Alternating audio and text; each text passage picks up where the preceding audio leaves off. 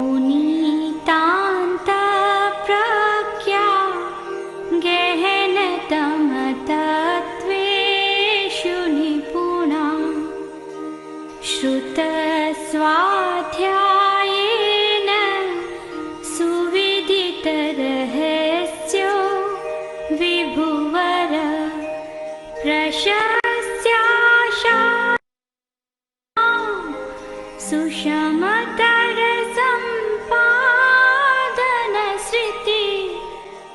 महाप्रज्ञपूज्यो जिनपतिस्वरूपो गुरुवर। एक बार बादशाह ने बीरबल से पूछा, तुम इतने चतुर होशियार कैसे बन गए, इतने चिंतनशील विचारक कैसे बन गए, समझदार कैसे बन गए। बीरबल ने उत्तर दिया, जहाँपना मैंने सारी ये बुद्धि अक्ल मूर्खों से सीखी। तो बीरबल ने कहा कि जिस आचरण से व्यवहार से लोग उसको जिसको मूर्ख कहते हैं वे काम मैंने सारे छोड़ दिए, तो मैं समझदार बन गया। मूर्खता और समझदारी दोनों में बहुत अंतर नहीं है, बस एक बीच में छोटी सी रेखा है। हम उस रेखा को पार करें और ये विचार करें कि जिस बात से लोग कहें मूर्ख है उस आचरण को न करें, जिससे लोग कहें कि आचरण अच्छा नहीं है उसे छोड़ दें, अपने आप हो जाएगा। ये मूर्खता समझदारी कोई आरोपित नहीं होती, व्यक्ति के चिंतन पर सारा निर्भर है।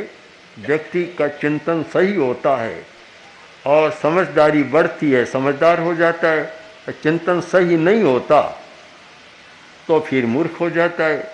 एक मूर्ख के मन में भी आया कि मुझे सब लोग मूर्ख कहते हैं, तो मैं कहीं दूसरी जगह चला जाऊं।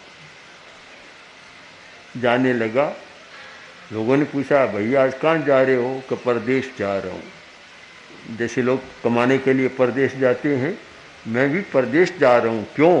कि यहाँ मुझे सब मूर्ख कहते हैं, तो वहाँ कोई मुझे जानता नहीं है, इसे मेरा नाम बदल जाएगा। मैं नाम बदलवाने के लिए जा रहा।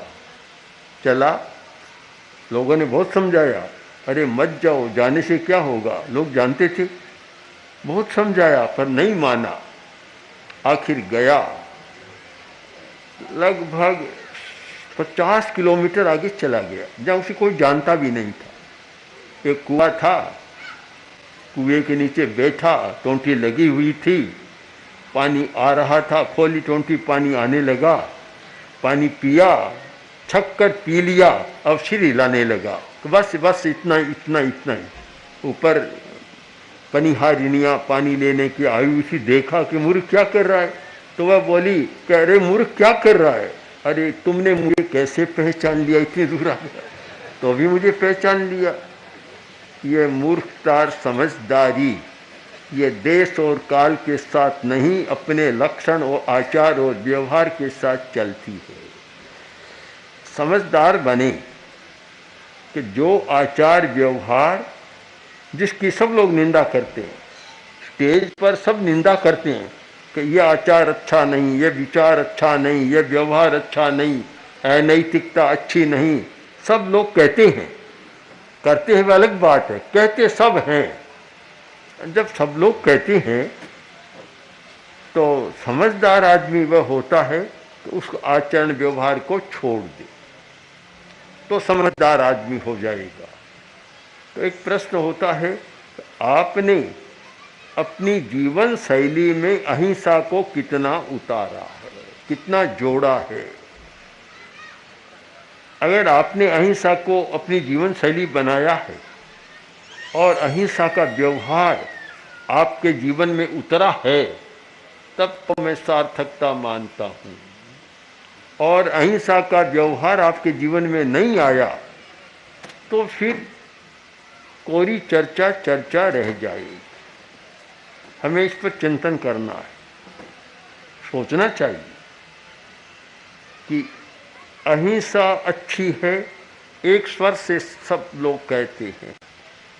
अहिंसा आवश्यक है, यह भी कहते हैं। अहिंसा के बिना समाज उन्नत नहीं होगा, इस बात को भी मानते हैं, सब मानते हैं। पर अपने व्यवहार में अहिंसा कितनी है? एक संकल्प कि धर्म और जाति के आधार पर या नाम पर मैं किसी से लड़ाई दंगा नहीं करूंगा, बस एक संकल्प भी हो जाए तो अहिंसा का एक कार्य आपके जीवन की शैली में आया और आपने उसे स्वीकार किया तो एक कदम आप आगे बढ़े। फिर कहा जा सकता है कोई चर्चा नहीं, हमने कुछ किया है। तो यह संकल्प इतना व्यापक बने कि मैं धर्म और जाति के नाम पर किसी से लड़ाई दंगा नहीं करूंगा, बहुत बड़ा परिवर्तन आ सकता है। जब तक ये अहिंसा की चेतना जागृत नहीं होती, जब तक ये एकत्व की चेतना, आत्मा की समानता की चेतना जागृत नहीं होती, तब तक अहिंसा का विकास नहीं हो सकता। आप सच्चाई को पकड़ें। एक इकोलॉजी का सिद्धांत है, सृष्टि संतुलन विज्ञान, उसका सिद्धांत है कि मकान की एक ईंट को हिलाओ तो पूरा मकान क्षतिग्रस्त हो जाएगा। हमारी जो मानव जाति है, यह प्राणी जगत है, एक प्राणी को कष्ट दो, इसका मतलब कि पूरे प्राणी जगत को तुमने कष्ट दे दिया। 10वें कार्यसूत्र की निरुक्ति में एक बहुत सुंदर आता है कि किसी एक साधु की अवज्ञा करो, इसका मतलब पूरी साधु संस्था की तुमने अवज्ञा करो। और एक की प्रशंसा करो, इसका मतलब पूरी साधु संस्था की तुमने प्रशंसा करो। ये एक और अनेक, एक और समाज, व्यक्ति और समाज, उनको कभी अलग अलग नहीं किया जा सकता। एक व्यक्ति को हानि पहुंचाने का मतलब है कि वह पूरे समाज को हानि पहुंचा रहा है। साथ तादात्म्य में देखो, एक दूसरे से जुड़ा हुआ है, सारा जुड़ा हुआ है।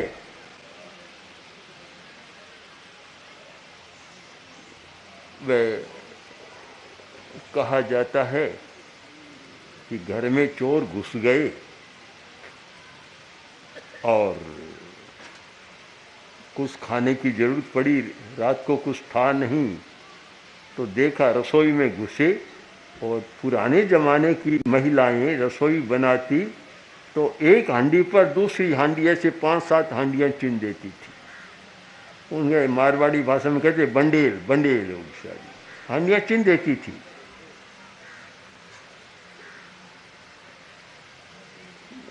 चोर घुसे और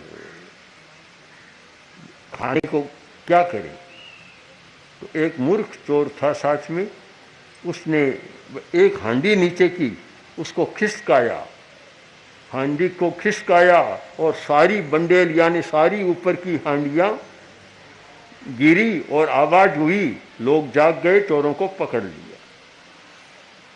अब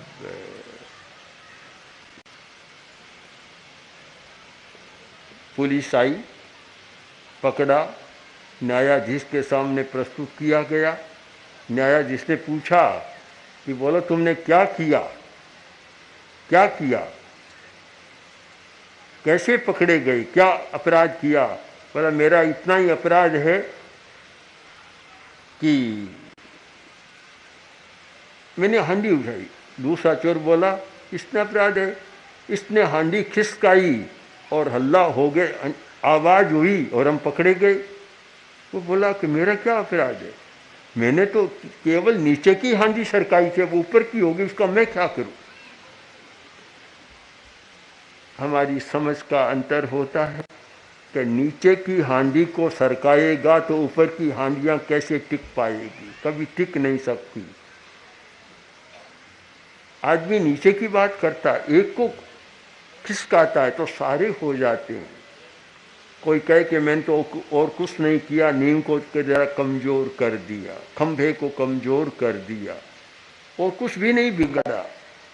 हम इस सच्चाई को मानकर चले कि नींव को खिसकाने वाला सारे मकान को खिसका देता है, एक हांडी को सरकाने वाला सारी हांडियों को सरका देता है। तो हम व्यक्ति को अलग से न करें। एक व्यक्ति का भी कोई नुकसान होता है, इसका मतलब पूरे समाज का होता है, हम उसका अनुभव नहीं करते, इसीलिए ये अपराध,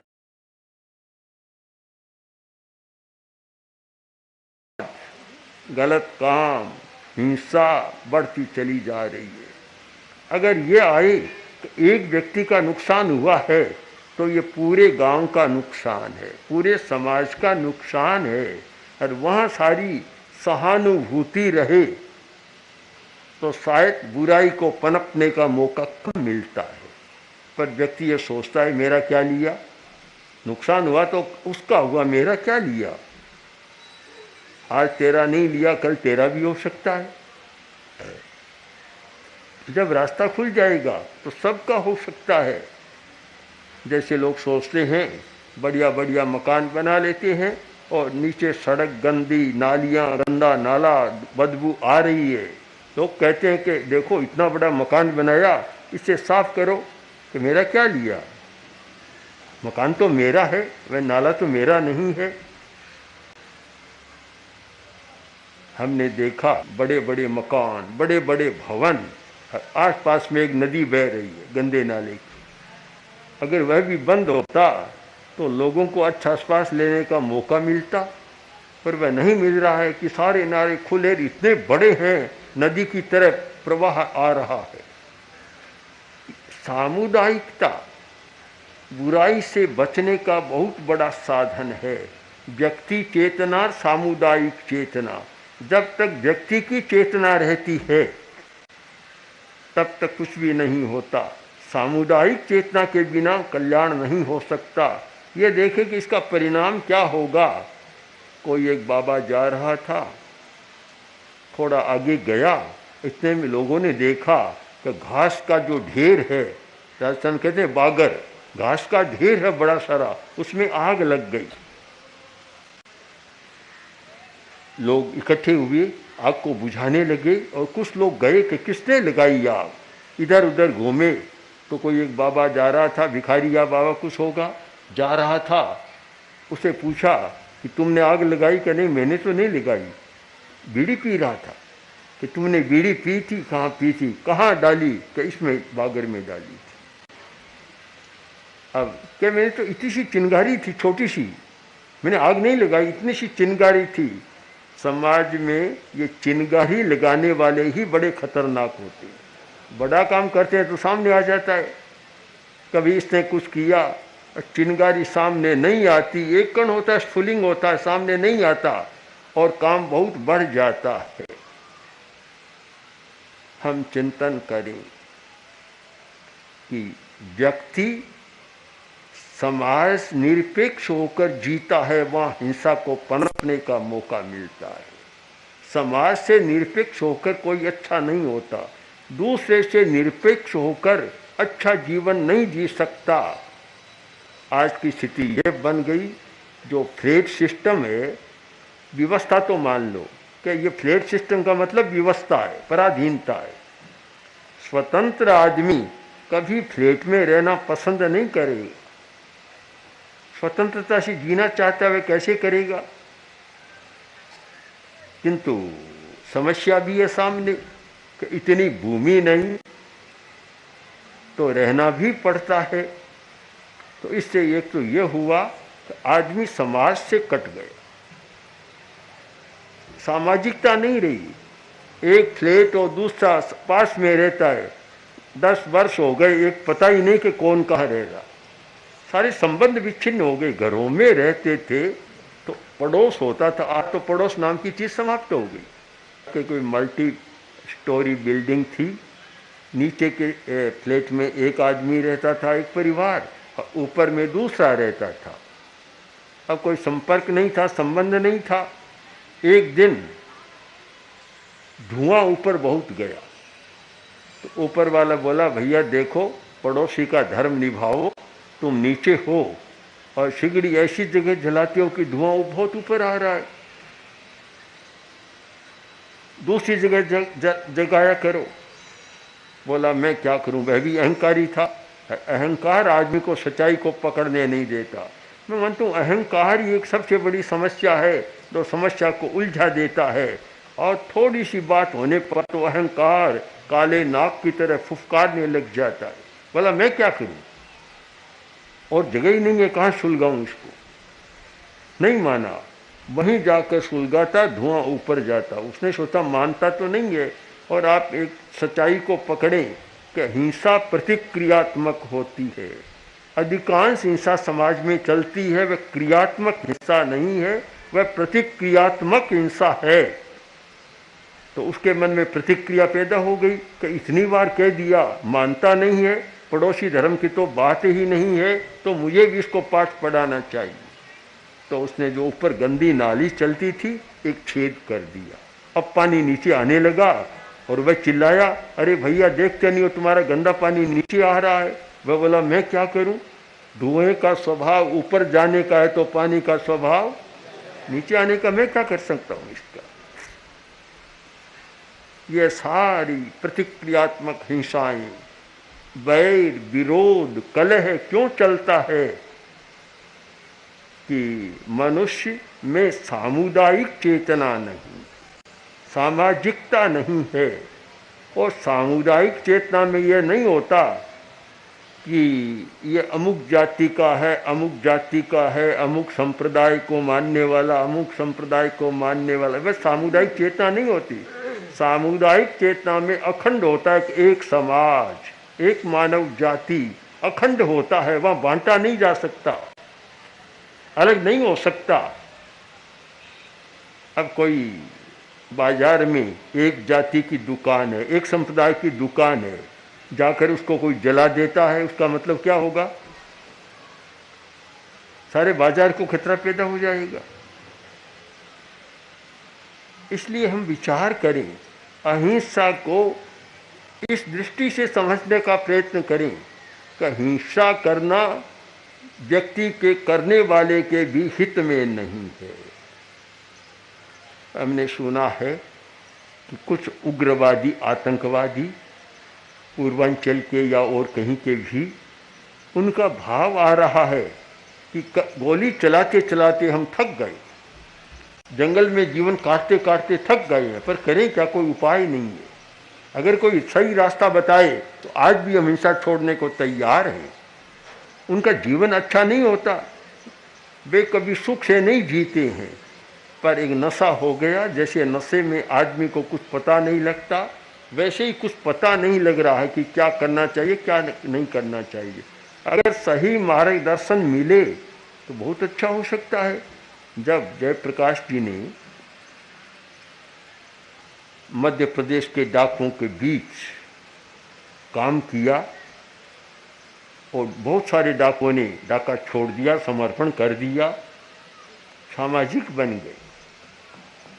कोई भी अपराध करने वाला असामाजिक कहलाता है। असामाजिक तत्व का अर्थ है कि वह समाज की दृष्टि से नहीं देखता, वह केवल व्यक्ति की दृष्टि से देखता है।